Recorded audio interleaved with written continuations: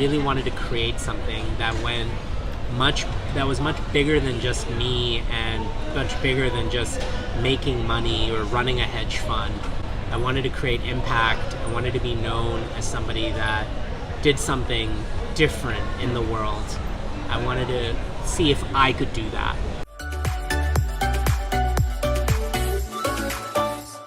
So now I'm here with the founder of Abillion, and I'm happy to have you. It would be nice, if I could know your background, how you ended up becoming a startup founder. From I know you have like a financing background, so I'd love to know more about that. Hi, my name is Vikas Garg. I'm the founder and CEO of Abillion. Abillion is a worldwide social movement that has attracted now over 10 million people as of this morning, 10.3 million people around the world who are using Abillion, our app, our website, to find great, healthier, more sustainable options around the world. That could be products from stores, food, beauty, fashion. It could be food that they're eating at restaurants, and we've created this global community of people around the world that are all using their money to shop more sustainably, to think more sustainably, and to really connect with another group of people who are also embracing this lifestyle and to advocate for businesses to, of course, do a lot better. I started the company 6 years ago, and I don't have a traditional technology background. I actually come from finance. I started working really on Wall Street. I grew up in New York City, and I started working on Wall Street when I was just a kid, and ran with that until my 30s when I decided that I wanted to start Abillion. And then I got started by enrolling myself in a coding boot camp, learning a little bit of code, and hiring my first teammates to start building Abillion with, and that was 6 years ago. Wow. Okay. So what made you do that? Like, from a financing background and you started in Singapore, right? I started the company in Singapore. I was already here.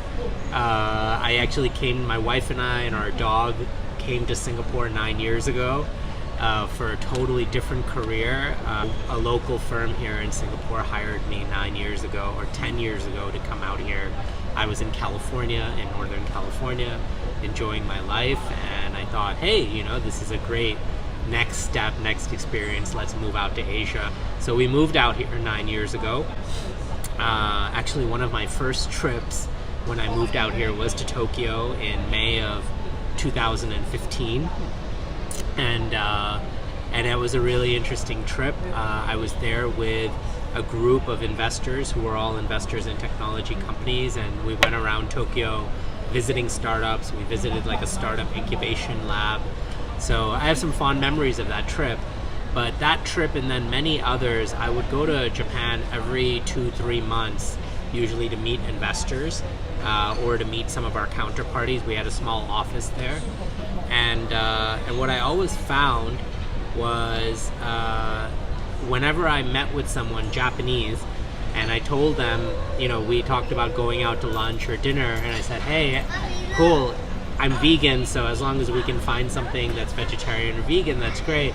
They would be very confused, and often it meant that we would go to an Indian restaurant, or we would find some vegetarian restaurant or vegan restaurant, and then we would go there and eat falafel. And I was like, why am I in Tokyo? Why am I in one of the coolest cities in the world? Why am I in one of the most trendy places to eat food in the world, and I'm eating Indian food? Right? I could eat Indian food anywhere else, right? I want to eat amazing Japanese food. So that was one of my first experiences that I think when we first started developing Abillion, I remember that experience. I said, if we could create a place where anyone in the world could go and find the best places to eat, but then find great, healthy, green, vegan food, that would be amazing. How do we do that? But a big part of the why and why I ultimately did this is I felt social media was broken. I felt like platforms like Facebook, Twitter, TikTok, Instagram, they were great at connecting people and bringing people together, but they were really bad at the kinds of content that they were showing and promoting to people. If something was violent, if something was hateful, if something created fury and anger in people, there was really a very high chance that it was getting shared, and it was getting shared and broadcast. And it felt like the lead into this. It felt like the kind of the pivotal point in this was the 2016 U.S. election when Donald Trump was elected. And then now we've seen all the serial shootings and school shootings and all of these things that are being broadcast on these platforms. And I really felt like, wow, there's so much misinformation. Is it possible instead if we could design algorithms to create social impact, benefit, sustainability? Wouldn't it be amazing if we could build a social media platform where the interactions people had were actually creating positive behavior in society? And so that was really the ethos and the origin of what has now become Abillion. Truly inspirational. I really think that it's a really brave move to quit your financing career, because I'm sure you made a decent amount of money, you were in New York and you moved to Singapore. And how did you feel when you started your own company? It felt very, I think that you feel all the things that when you go off into the unknown. I remember a few years ago I visited Stanford Business School, and in the sort of common courtyard of the business school where the cafeteria and the restaurants are, there's this sort of plaque on the ground, and it's from the founder of Nike. The quote is, "At some point in your life, you'll be confronted by a fork in the road. You can choose the obvious path, the path that you know and you'll probably be really successful at, or you can choose the unknown path where there's a high likelihood of failure, that you don't know what's going to happen, etc. I can't guarantee which one will lead to more success, but I can definitely tell you which one will be more fun." Right? And something like that. I think that that's really been the ethos of the last 6 years, or the learnings of the last 6 years.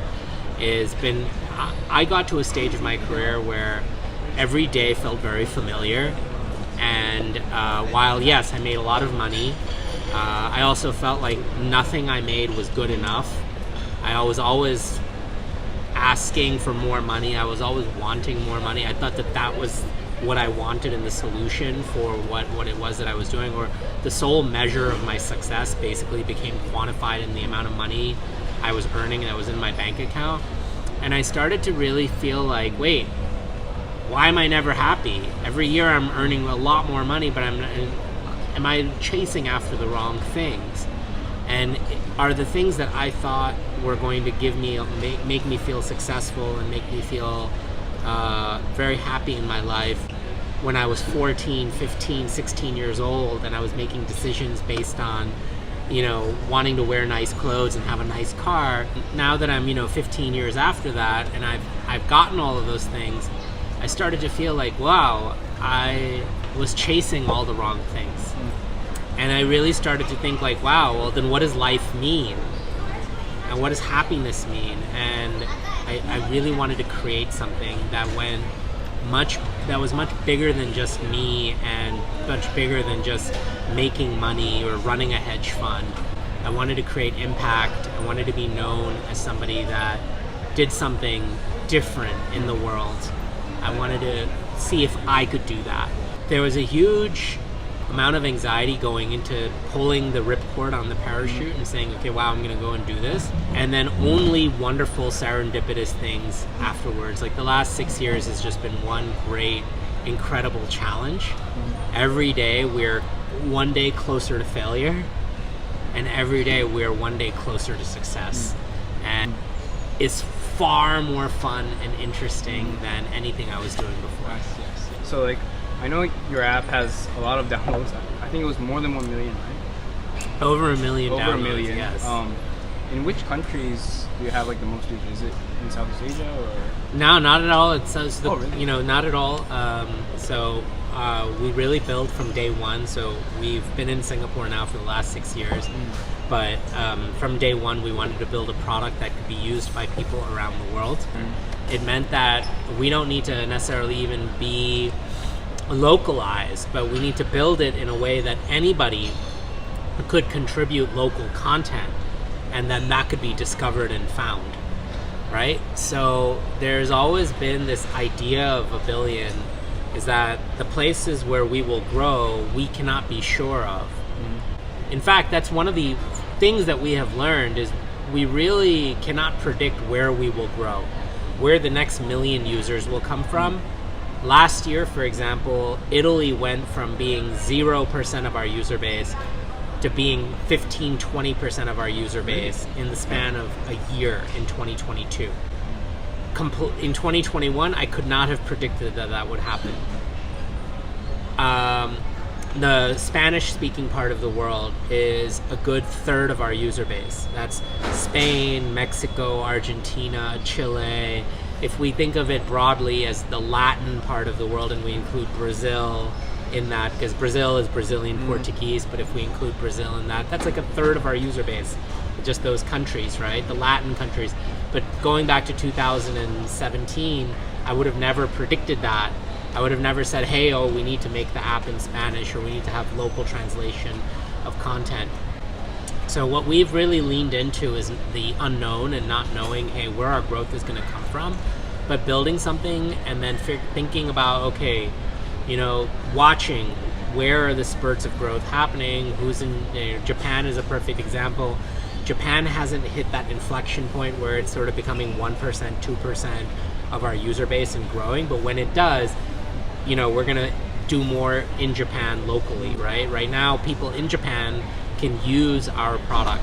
So we've now crossed, between web and app, we've now crossed 10.3 million users.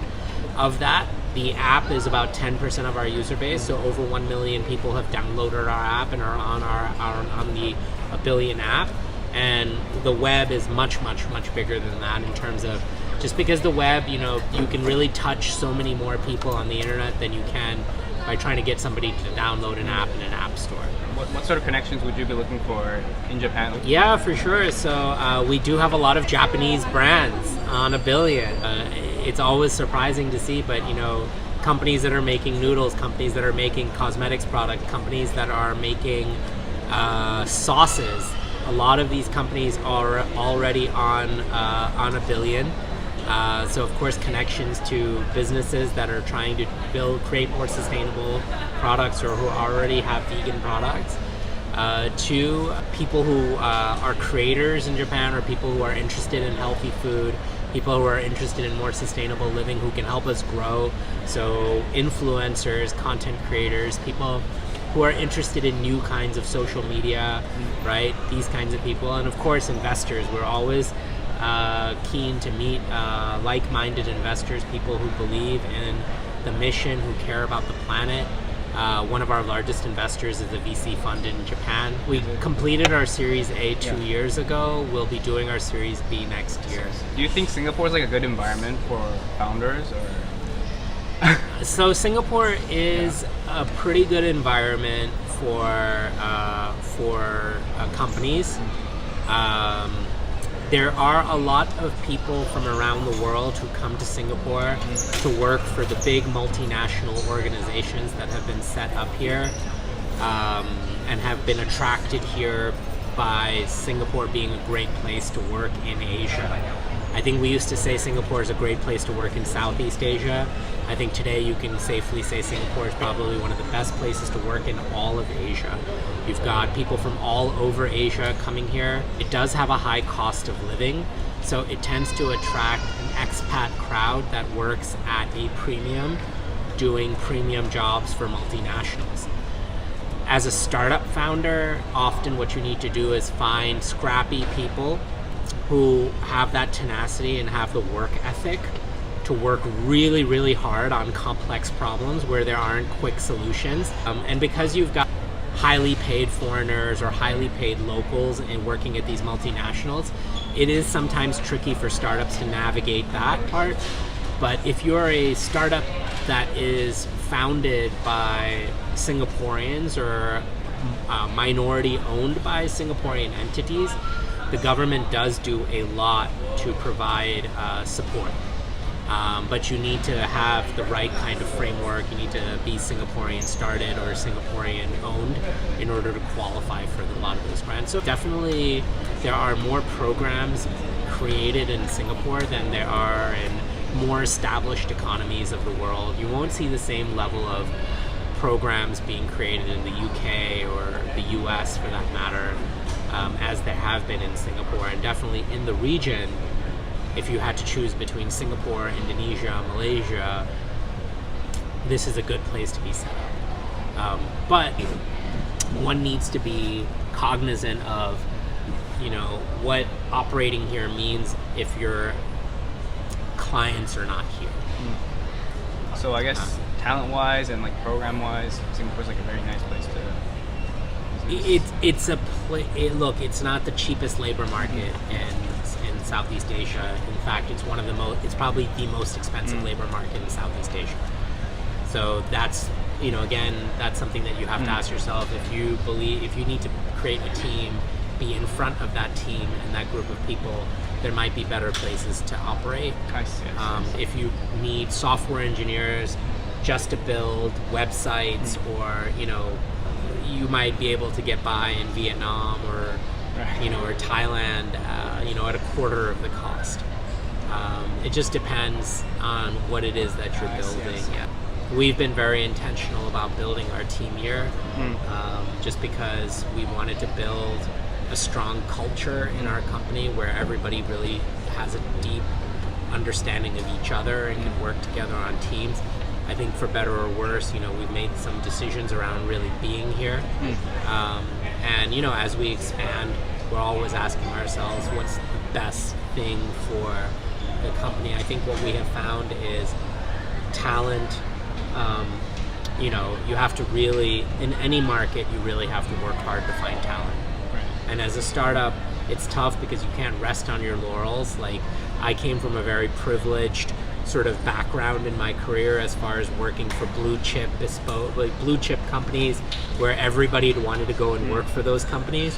When you create something and nobody knows who you are, right? Unless everybody knows who you are, unless you're a second, third, fourth time founder who has a track record of building and selling companies or creating, amazing things, most people won't know what you are doing, or, and you won't attract those people. And that's one of the hardest things in the beginning, is to really figure out how do you build your business. You can do that anywhere. We're about to wrap up. Do you have any questions or anything to add? No, thank you very much. Okay, thank you so much. Thank you so pleasure. much. It was very insightful. My pleasure. Okay.